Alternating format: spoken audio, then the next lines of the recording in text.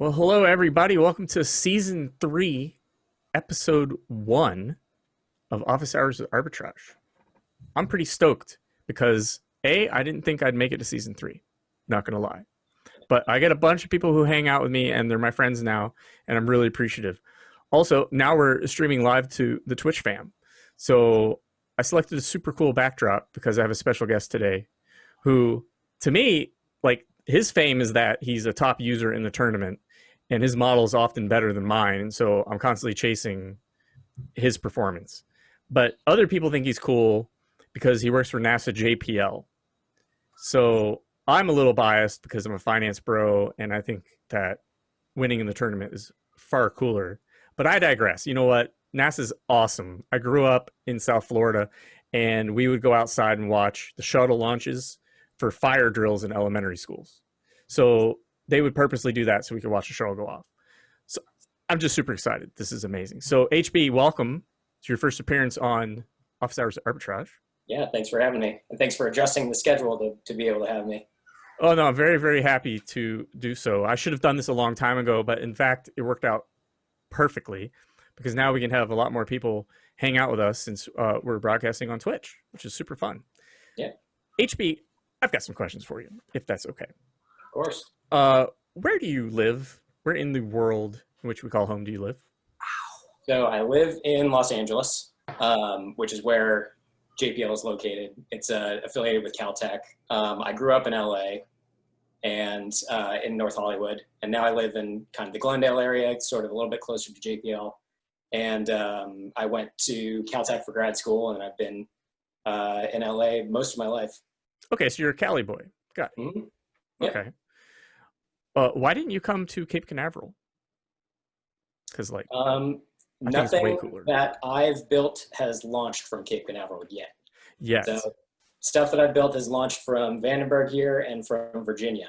But my mission that I'm currently working on will launch from the Cape. That'll be the first one. Well, cool. Hey, you definitely should come to Florida, and I would totally drive up and hang out because I like to meet other participants. It's not that far from me now. So I kind of spoiled the next question, but please, if you could formally tell us, what do you do for a living? What's your job title with NASA JPL?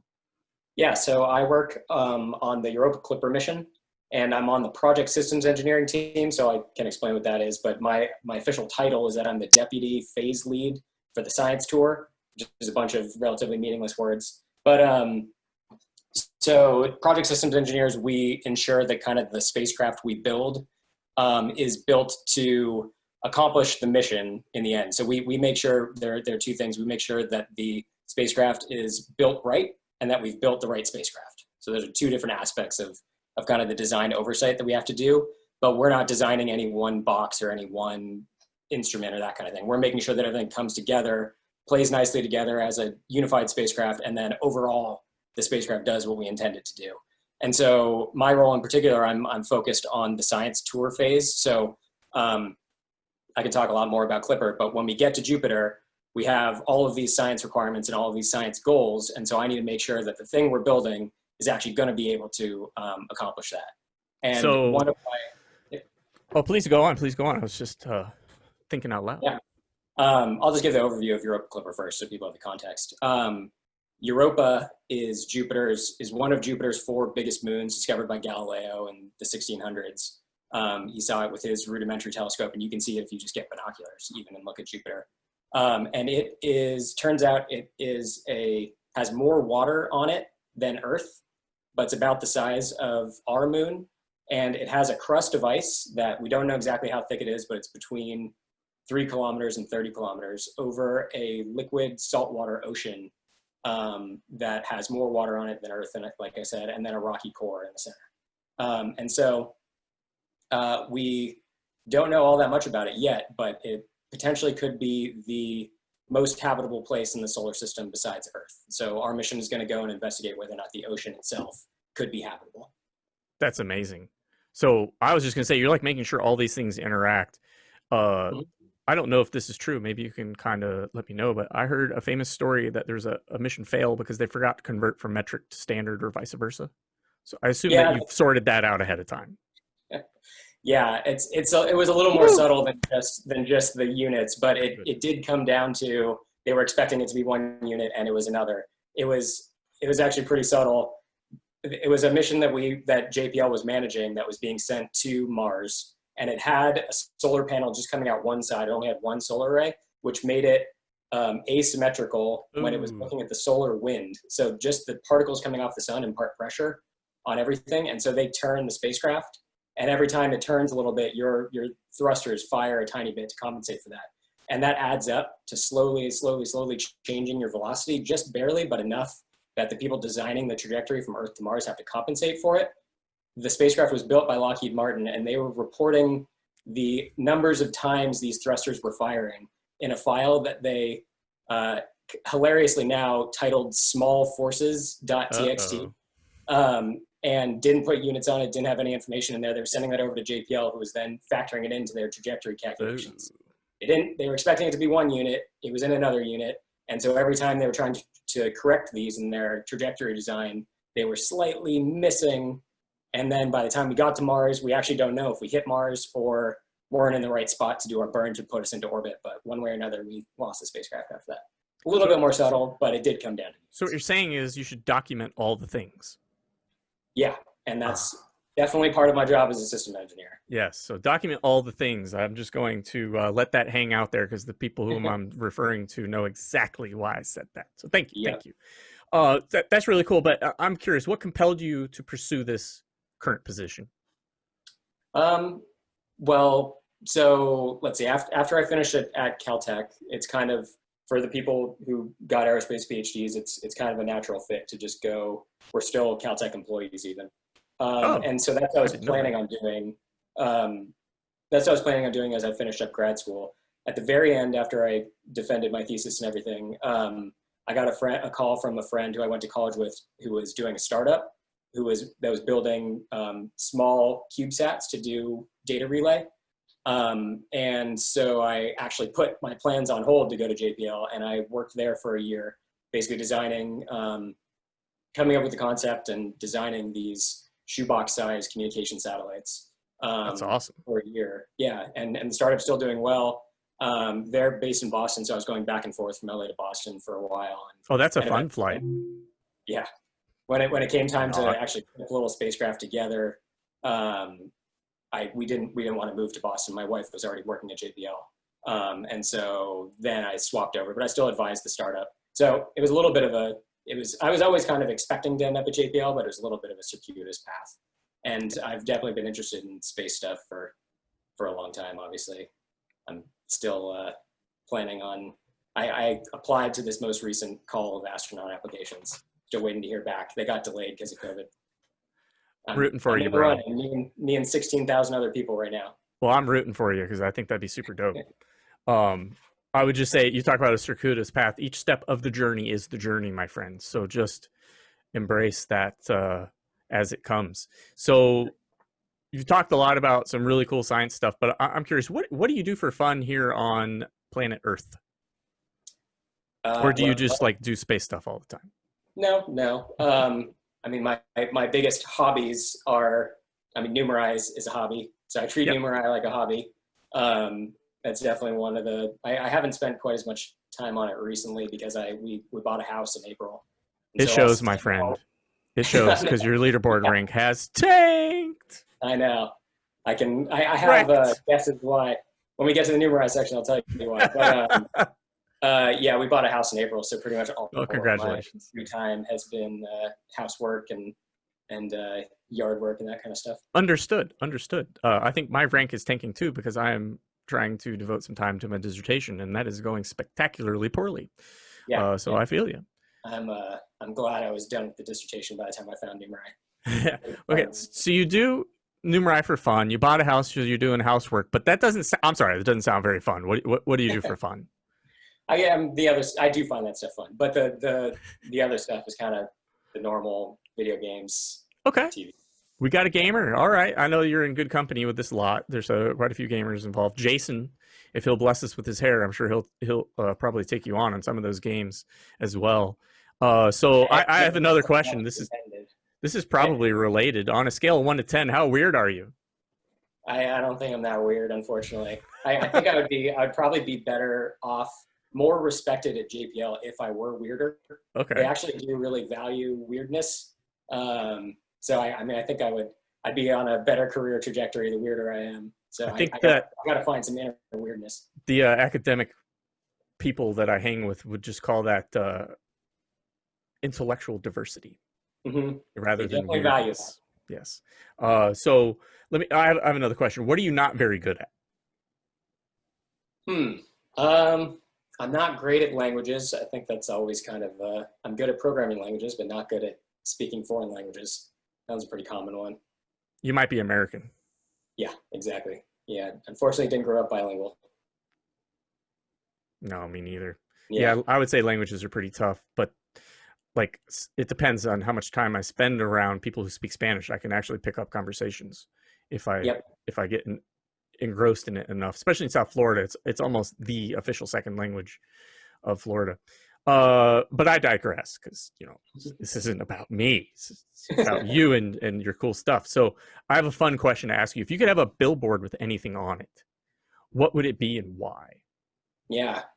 I thought about this one when I saw it. And I mean, I'll avoid getting too political, just slightly political. I mean, It's your billboard. the thing that always pisses me off is that people. I always hear like, wait, wasn't NASA canceled when people heard all the news stories of the space shuttle being retired?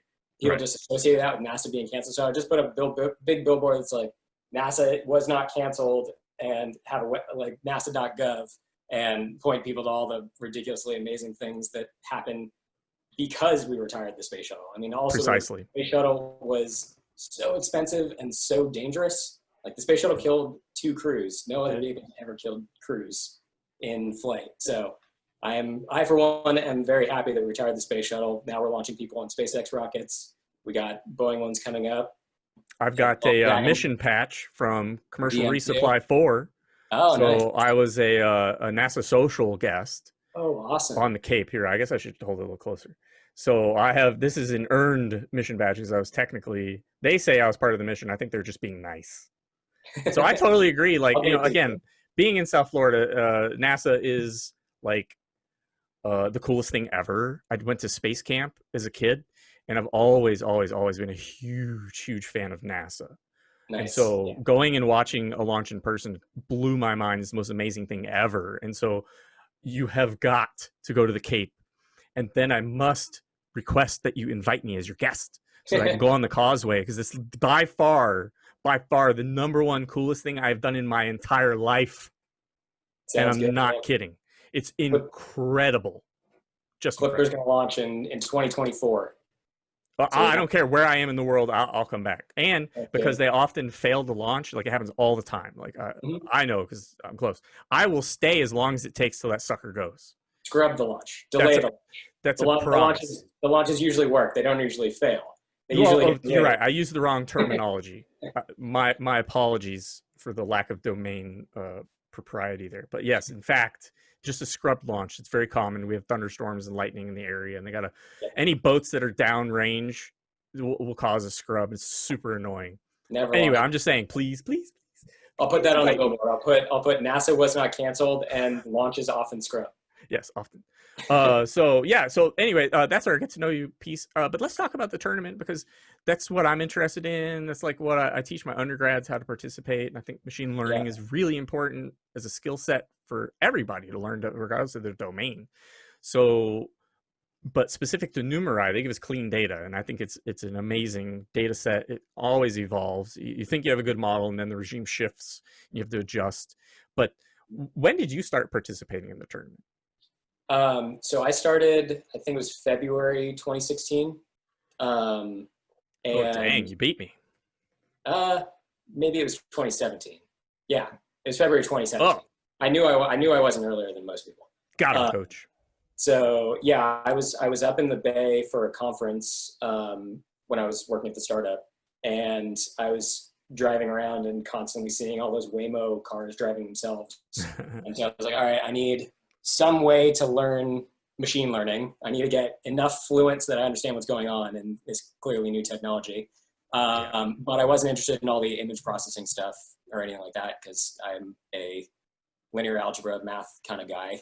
And so I think it was literally all that same weekend that I realized that I needed to get better in Python, learn machine learning, and saw a Wired article, I think about Numerai, specifically about them launching NMR. So also I knew nothing about cryptocurrencies at the time. So it was like all these things that I have an interest in, but no skill in whatsoever. And so I wanted to give it a shot. And I participated for just like a month or two, got like $8 worth of Bitcoin and a like 4 NMR. And I was like, okay, cool. This token is like a quarter, is worth 25 cents. And I'll hold on to it for a while. And then I went on a vacation and dropped it for like 3 months, forgot about it. Then I saw news about NMR being turned on and decided to come back, saw that I got a tiny little initial distribution, and then watched the token turn on and everyone freak out and it'd be worth significantly more than a quarter. And then I basically was convinced to start participating again. Yeah, well, you've done pretty good in the tournament, so I'm sure we'll get there in a second. You know, there's a part of this series where we talk about a lot but don't say anything, and I imagine that's going to be how it goes, but that's okay. So you found out through a Wired article. That was my next question, but what do you wish you had known when you started out in the tournament?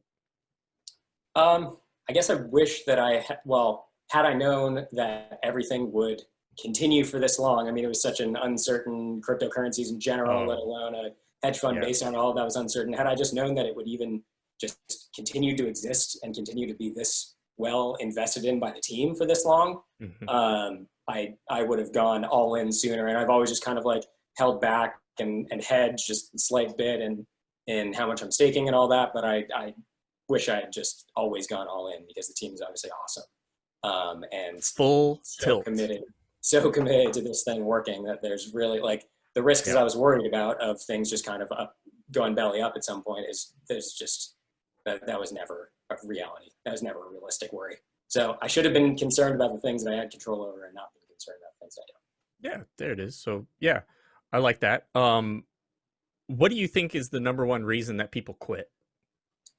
I mean, I don't ever plan on quitting, so I don't know why, because it's not that hard to automate things and just set it up and go. But if there's the biggest annoyance and headache is taxes, is dealing with all this on my taxes. So I don't know. Yeah, it is actually a little confusing. So nuts. It's so much harder than the tournament. I have a dual major in accounting, and even I hate all that stuff. So I definitely sympathize with that. Yeah.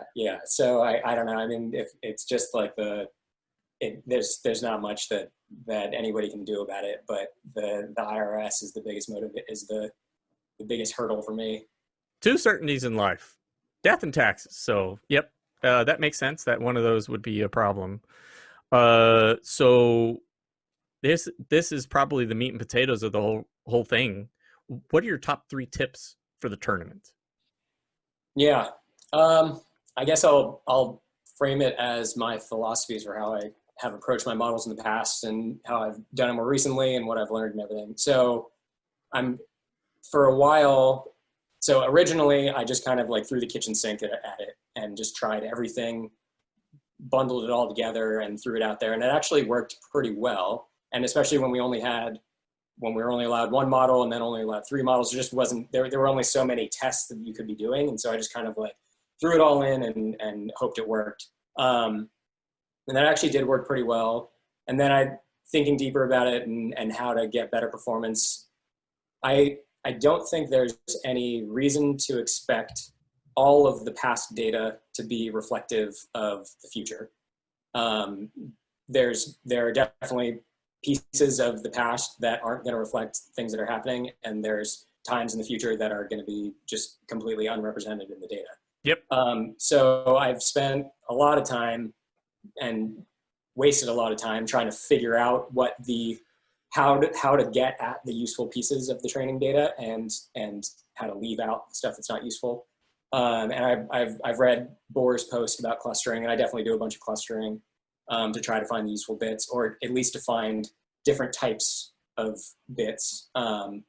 And so when we when it changed to Kazutsugi, and actually I think it was when the test set like ballooned in size. My old models where I just tried everything just got too unwieldy and just took too long, and the memory issues were a pain. So then I started trying to just focus in on those bits.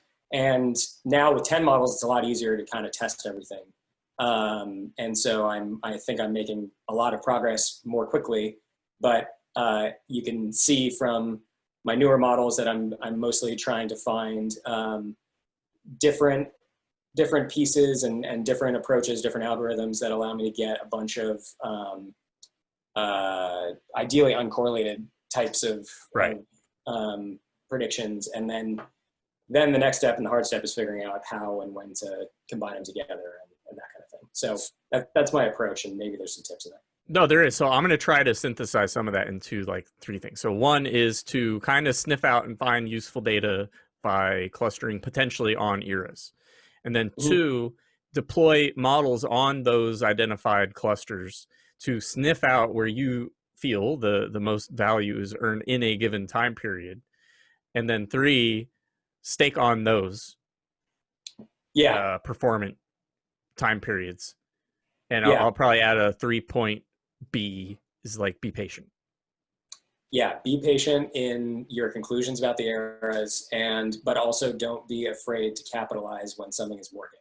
Yeah, that's my biggest regret of the recent time when I was doing well, is that the whole time I was like, oh no, that one's going to plummet. That one's going to plummet any minute. This other one is the one that I expect to be more generalized, and then they both plummeted together. So the general one. When correlations are 1, there's just not a whole lot you can do about it. That's welcome to the stock market, my friend. So I get it. I have another question, sort of related. What's your number 1 feature request or idea for improving the tournament? Yeah, so I'll tell a story and then get to the answer. So the way that I previously was expecting to utilize all these uncorrelated data sets or all these uncorrelated predictions was just to ensemble them somehow and then stake on that, assuming that was the most generalized. But I mean, there's the alternative and possibly better way for me as a user would be to be able to stake on those and then change the weights depending on how performant they are and how I expect them to behave. So in that sense, the feature that would enable that would be being able to move around my stake between my models. I like you. Without being taxed. I like you, HP. So I could switch models. I could use a different model on that account, but that would not allow me to manage my portfolio of models. You must have been listening to the last episode, because I must have talked about that for 20 minutes or more. I completely agree with you 100%. So yeah, being able to shift that around, and I didn't even think about tax consequences, but you're 100% right. That shouldn't impact us if we don't take it as a withdrawal to an external wallet. But you can just tell the IRS that this is what I did, and they can tell you if you're wrong or not. And then it doesn't even matter, because even if you do it what you think is the right way, they're going to say that you're wrong. Oh, it's just a mess. I digress.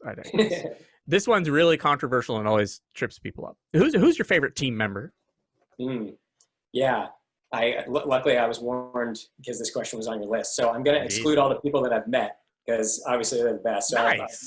I've met NJ, Richard, and Jonathan. So excluding the people that I met because I know they're the best. I like it. I got to say that Sly Fox at Anson is just always there 24 hours a day to be responsive and help us all. And so all the new guys, we have at least one Michael here. They're fantastic in their ideas and what they're bringing to the team, but I mean, Anson's been there forever, just always helpful. A vote for the Slies to Foxes, well earned.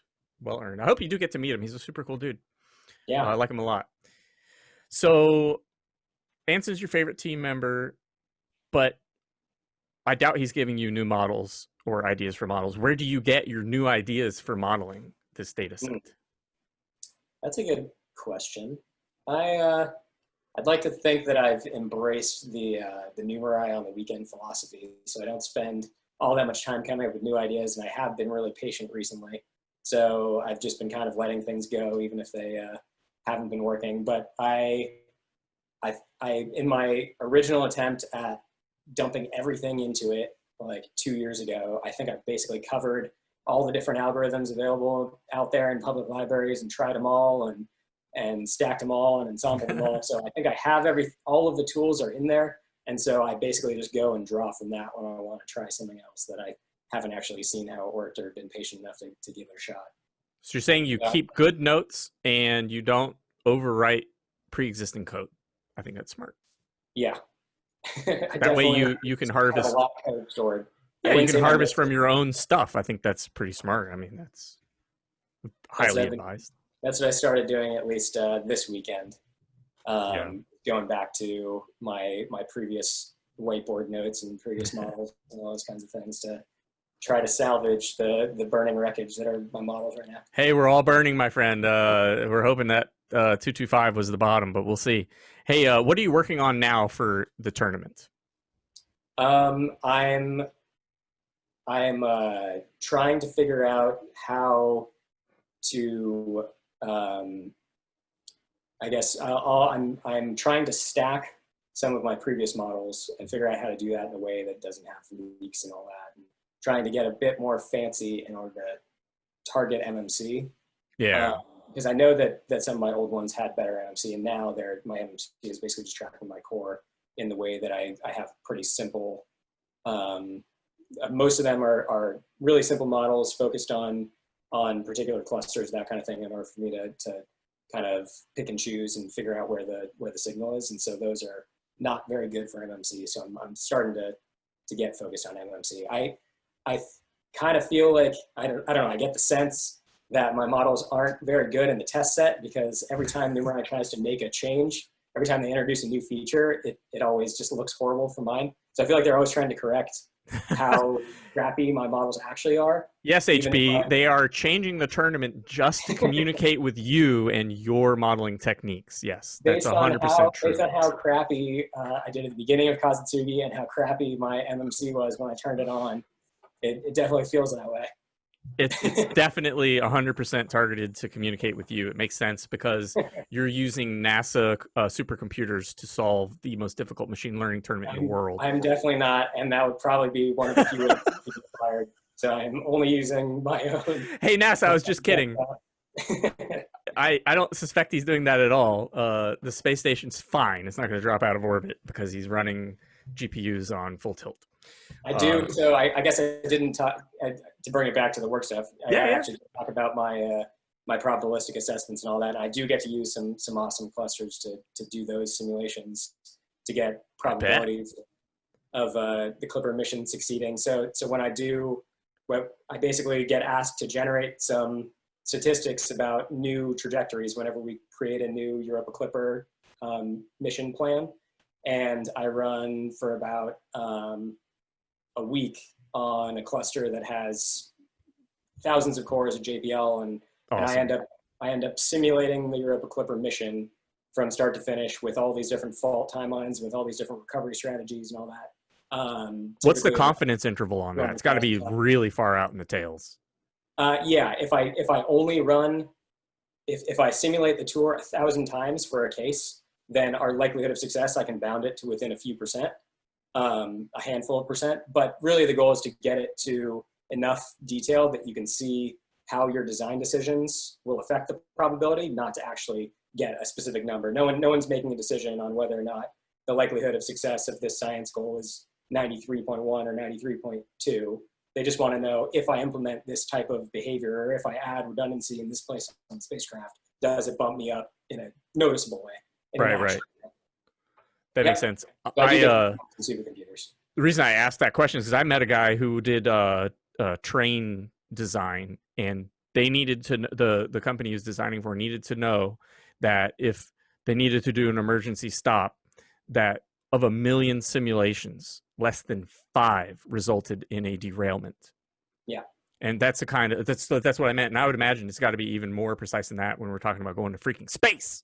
Yeah, there's one requirement that we have that's written in international treaty that says we need less than a 1 in 10,000 chance of accidentally putting Earth life into the Europa Ocean.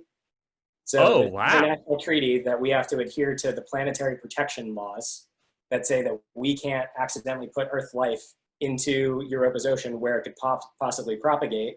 And then future missions looking for Europa life might find our life.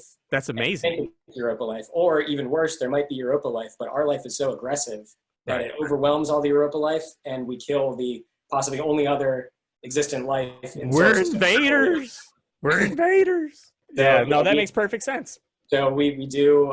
That's another one of the analyses that I'm responsible for is ensuring to NASA headquarters that there's a less than 1 in 10,000 chance that we accidentally crash, and then that if we crash, there's surviving organisms on it, and that if there are surviving organisms, they geologically end up underneath the ice and then make it down to the ocean.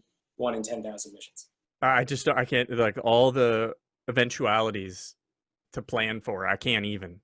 I literally can't even. That's amazing. Yeah, I don't even know what to say. I'm just gonna have to move on. I have a question because I deal with people learning data science, and my motivation for teaching this stuff and doing all this is because I'm very passionate that I think people should learn data science. What advice would you give to someone who wants to become a data scientist? Yeah, I think there's a lot that we could know. I guess the motivation that I would say is there's so much we could know. We have the data. There's so much we could know if we could understand what it's trying to tell us. I mean, I feel like there's lots of signal hidden in data that already exists that is subtle enough that you can't just be a human and see it.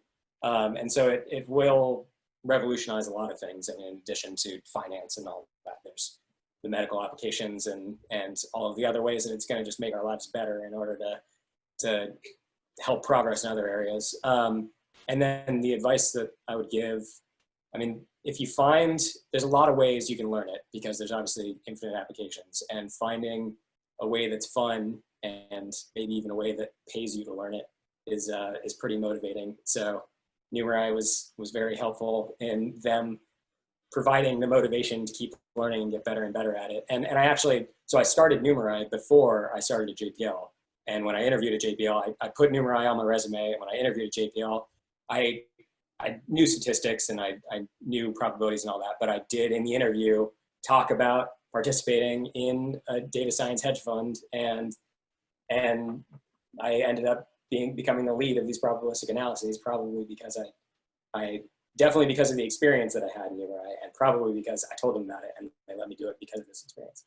I'm going to play this video to every class I teach from now on, because I try to tell my students exactly that. Like, you can use this on your resume. Like, it gives you things to talk about, and people will probably want to hire you because they just can't believe any of what you say. But then you can verify it on the blockchain and all that fun stuff. But thank you so much for saying that on video. Finally, it's like, well, I want to pull my hair out. It's like my undergrads just don't get it, but God bless. Also, Python is like the most useful thing ever. If you're I like you even more now. At JPL, there's like a fundamental difference between those who know how to code and those who don't know how to code. Oh, keep going. The people, particularly the managers that just don't have experience in it, they like think that we have these superpowers when we can spend like 10 minutes coding up something that does infinitely more than Excel, but it was super easy and you can, that's so funny. Python has helped me so much. And I completely agree. I learned Python because of Numerai was my venue to specifically try to learn Python. So I bundled this all together and got a ton of use for success. So we're twins because we got the same shirt on, but we also did the same path to success. Yes. So my advisors think I'm some kind of super genius because I know a little bit of Python scripting, and it's embarrassing how little I actually know, but it blows them away. Because they're like, how'd you do that so fast? Like, that would take me so many pivot tables and blah, blah, blah, blah, blah. Oh man, you got me all fired up. Thank you so much. I'm literally going to play that segment of the video probably to open every lecture I give for the rest of my career, because you exactly say what I've been trying to tell my students, but you've done it. So cool, man. I do put Numerai on my CV. Yeah, I do. Still on I get to say that I'm a top 100 participant. And, I do that. 9 months, my main model was in the top 100, and recently it tanked below 100. It feels bad, man. All right, one last question, then I'm going to go to some Slido, because I think you got to bounce in like 20 minutes or less. So I want to make sure I get some Slido questions. But this was important because I don't want to miss anything. If you could step into my shoes, what would you ask yourself that I have not? Yeah, well, I guess in the Slido questions, there are a lot of space questions. I'll think of if there's any other Numerai questions that we didn't ask. Can't think of any Numerai related ones. I think we covered pretty much all of my modeling tips. So the only thing I didn't see in the Slido before that I wanted to pitch was asteroid mining. I want everybody to get pumped about asteroid mining because tell me more. When we're all rich from Numerai and we all have NMR to spare, we want everybody to chip it in, and we'll build a spacecraft together. It will go and grab the all platinum asteroid that exists out there and return it, and then we'll collectively be the first trillionaires. Nice. Because there's a the asteroid belt is full of asteroids that actually have surprisingly different compositions, because at some point they were all trying to form planets at the beginning of the solar system, and Jupiter's gravity kept disturbing them and they kept colliding and all that. But there are many asteroids out there that used to be remnants of cores of protoplanets. So my wife's mission that she's working on is called Psyche, and it's going to an all-metal asteroid. It's launching in 2022. It's heading out there. It's mostly iron, but heavy elements sink, and so all of the platinum on Earth sank to the core. And in these protoplanets, there's a bunch of platinum that all sinks, and as these things collide, you end up with differentiated asteroids that sit out there. And all of the platinum that we mine on Earth is re-impregnated into the crust from asteroids that collided in the early formation of the Earth. So let's go get the platinum asteroid, and then we'll be trillionaires. Let's do it, fam. Let's build the meta model so that's the last hedge fund. And then we can afford let's just freaking tank the stock market on our way out and buy the rocket and do the thing. Yes. I think so. The hard part is the prospecting. The hard part is finding it. No, we'll get somebody else to pay for that. Well, that's how finance works. I got this, fam. The laws are unclear. There's space resources laws, and there's very little enforcement against space pirates. Let the compliance officer worry about that. Okay, I'll just come up with the net present value calculation. I'll put it in like a slide deck, and we'll pitch it. Okay, all we need to do is tie a little token to it, right? We'll put a little blockchain project, and then we got this. $100 billion. I think we could get a 10x return, no problem. Oh, buddy, we can do better than that. Come on. I've seen slide decks with better return than that. That isn't even VC money, 10x. Okay, so let's not even. We got this. But hey, I got to do some Slido, so I'm gonna let it flip around here. So hold on. I like this gallery view for the questions because I have to take questions from different people. So let's take some questions. And actually, the first one's for you. And it comes from Rudy Kuhn. Rudy, why don't you just ask him the question? Dude, you guys need to meet anyway. Rudy, meet HB. HB, meet Rudy. Hey, you guys do the space stuff, so I'm just going to sit back and listen. Yeah, so I just put in the chat that I have access to telescopes. So if we want to go and find those asteroids, then just, yeah. Yes, this is a thing. We're doing it. We're doing it.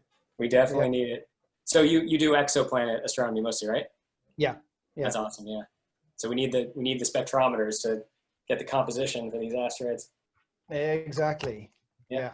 I would like to know, what does your average water cooler conversation sound like at JPL? What do you guys talk about?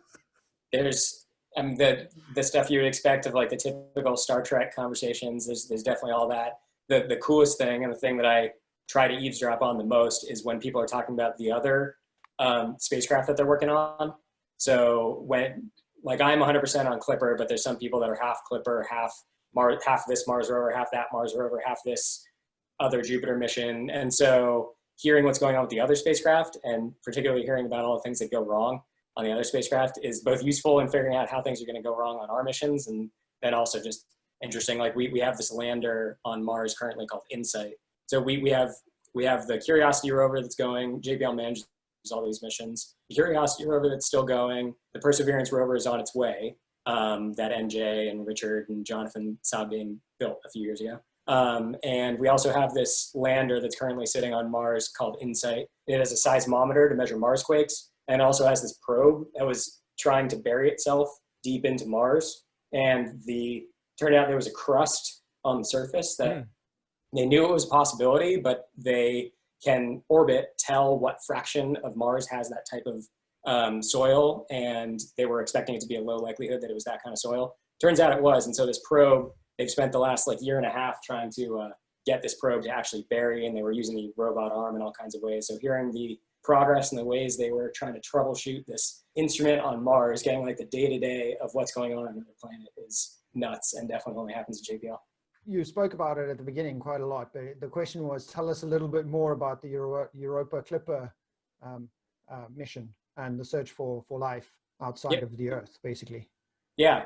So Clipper, because this is the first. So the history of searching for life in the Jupiter system, at least, the first orbiter to orbit Jupiter was built by JPL in the 90s. Was the Galileo mission, and it was the first thing to. The Voyager missions got a couple pictures of Europa and a couple pictures of the other moons, but Galileo was the first mission to really see that it was a ball of ice and take magnetometry measurements to better understand that there's probably a liquid water ocean underneath it. So that kind of kicked off the, oh, maybe that place is habitable discussion. And so Clipper is going to, since this is really the first mission to study the ocean in detail, we're going to orbit Jupiter. So we're not landing anywhere, and we're actually not orbiting Europa. We're orbiting Jupiter because Europa sits in this ridiculously strong radiation field. All the particles of the sun concentrated by Jupiter's magnetic field into this ring around Jupiter that Europa sits right in the middle of. So if we orbited Jupiter, the spacecraft would die within a few weeks, which would be enough time to map it, but not enough time to make science decisions and plan and do all that. So we do these big orbits every 2 weeks of Jupiter, where we swing in, orbit Jupiter, and then clip Europa, like a clipper ship. There it is. We end up, as we fly by Jupiter, we end up targeting Europa 25 kilometers above the surface. So we're going 4.5 kilometers per second, about past the moon, about twice as high as you fly in an airplane over the Earth.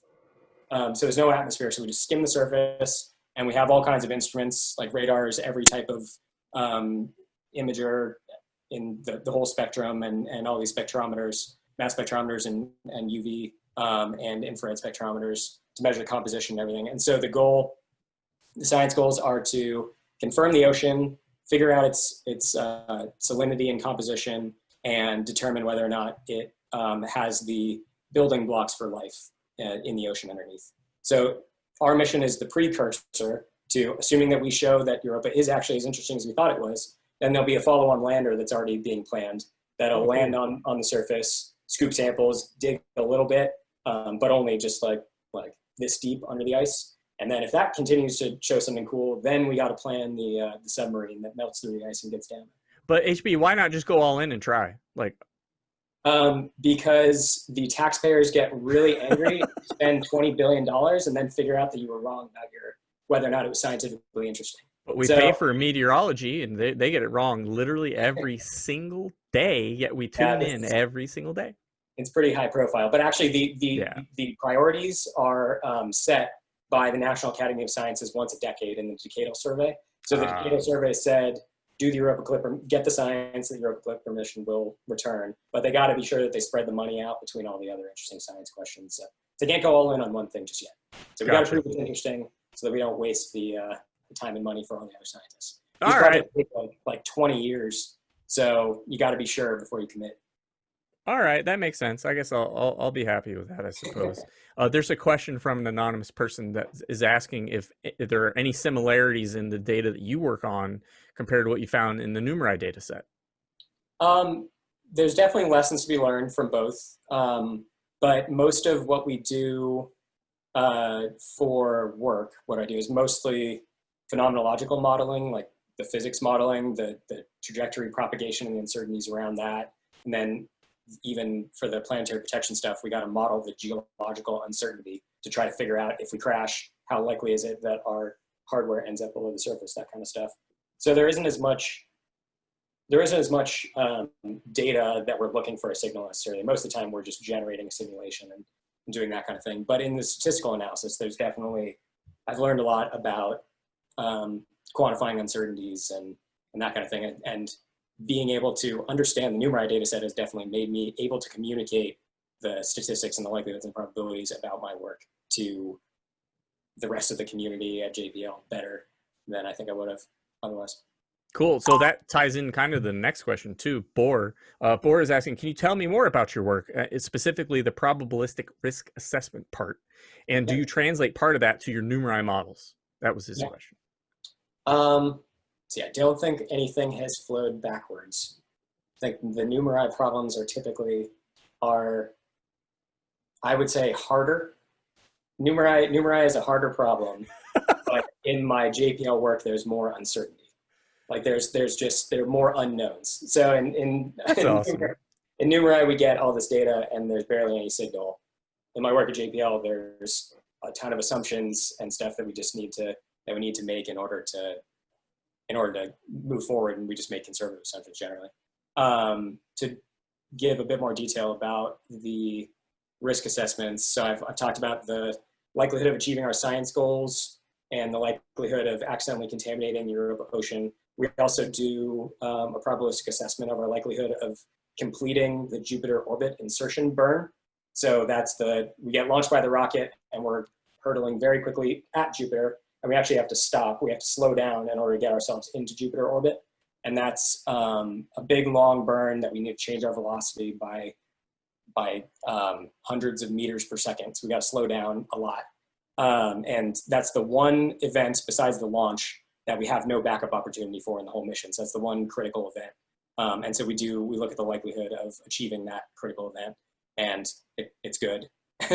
Our mission is robust. And so the way we address that probabilistically is through reliability modeling of all the different components of the spacecraft, looking at their historical fault rates and their likelihood of being upset by the radiation and all that, piecing it together into a big spacecraft model that understands if this thruster has an issue, then it'll swap to this backup one, which will make us this less reliable. If this computer has an issue, it'll swap to this one, or we don't have a backup for this thing, and it models all those combinations in order to figure out the actual likelihood of getting all the way through that burn. Wow. HB, I know you got to hop soon. So can we do some rapid fire? Sure. So I apologize, folks. We have a limited time frame to spend time with our friend from JPL. So what are the odds the probe could find evidence for microbial life in Europa? So there's pretty good, we don't know for sure, but it's looking more and more like there are plumes.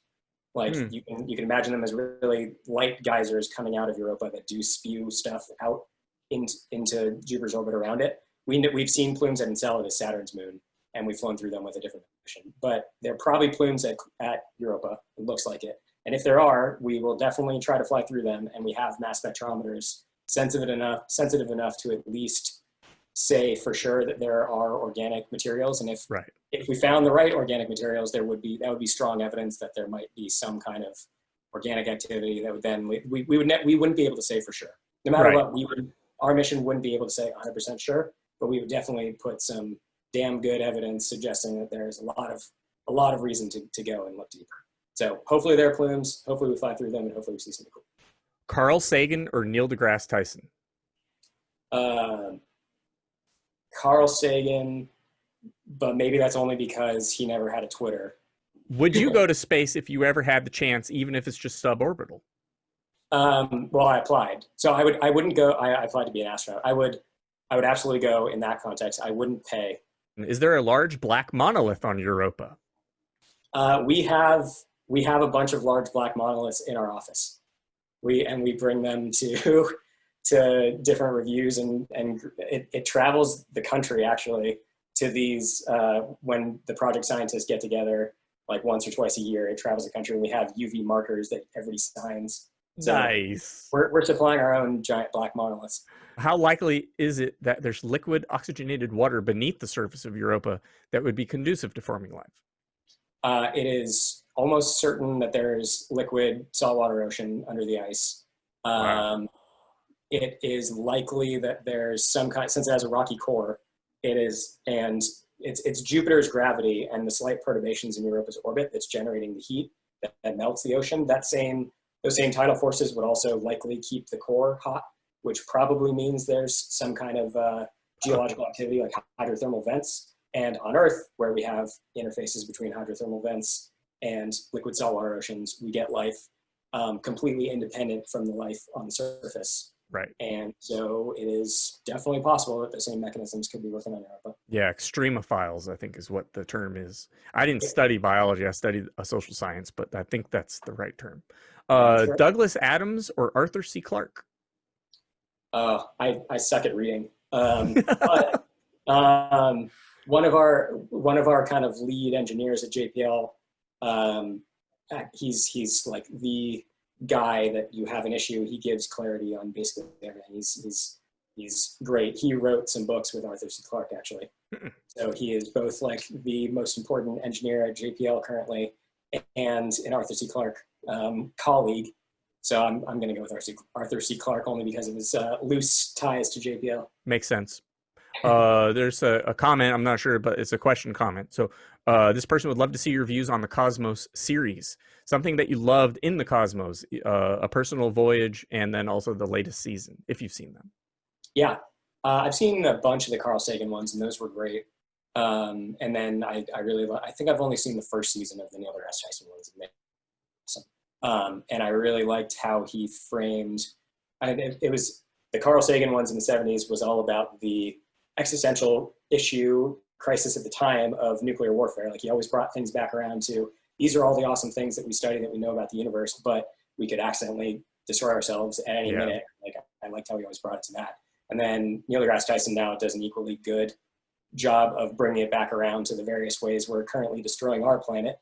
A bit slower than nuclear war, but generally same kind of idea. And so I like how they both frame those in terms of really awesome, answering really awesome science questions that are really on generally like the lay people's and everyone general population's minds, but then tying it back around to really the important issues that we can really study now.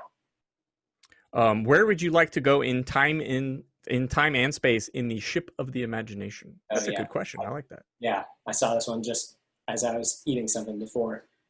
Okay, this one might be a longer answer, and so it might take up the rest of my time. That's fine. But, this is the last question, so you can now use your time as you see fit, sir. Okay, then hopefully I use it blowing some people's minds.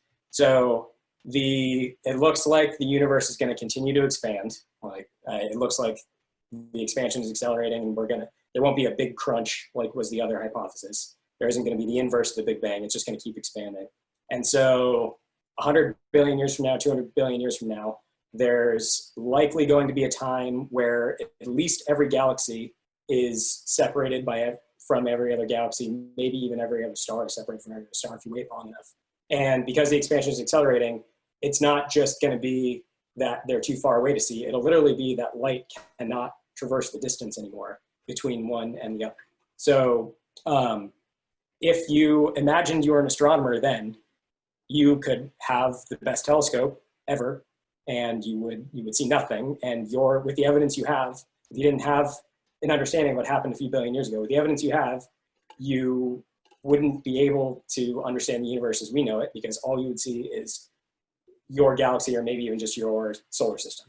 So in that sense, there are already places in our galaxy where we're farther than light can ever traverse. The universe expanded faster than the speed of light for a period just after the Big Bang. So there are places in the universe where if we can't travel faster than the speed of light, we will never be able to observe. And there are weird things in the universe we still don't understand. So if I could get something that could go faster than the speed of light, I would want to go to some of the places that physics cannot get us to currently, and understand whether or not the physics is still the same there. Because everywhere we look currently, the physics is the same. There's lots of stuff we can't explain. So going somewhere else and getting independent measurement of physics in general would be pretty mind-blowing to me. Thank you all again. I'll see you in Rocket Chat. See you on Twitter.